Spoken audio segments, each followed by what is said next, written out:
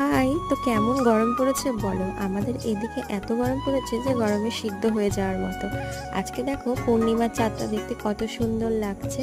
তো দেখো আজকে অনেকদিন বাদে চলে এসেছিলাম একটু বাজারে, তো যেই কারণে এসেছি সেই কারণে তো কোনো কাজই হলো না।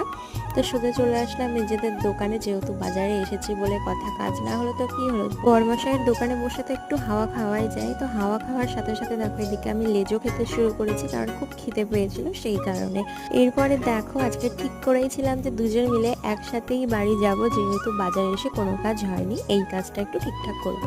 তো যেরকম ভাবনা সেরকম কাজ, দেখো দুজন মিলে বেরিয়ে পড়লাম বাড়ি যাওয়ার উদ্দেশ্যে। এরপরে দেখলাম রাস্তায় একদল সবাই হাতে হেসো নিয়ে নাচ করতে করতে যাচ্ছে। এটা যে কিসের জন্য করছে আমি কিন্তু জানি না, তোমরা কেউ যদি জেনে থাকো তাহলে জানিও। আর ওই যে বললাম যা গরম পড়েছে সেই কারণে সোজা বরকে টানতে টানতে নিয়ে চলে এসেছি আইসক্রিমের দোকানে। তো আইসক্রিম নিয়ে সোজা চলে এসেছি বাড়ি। তো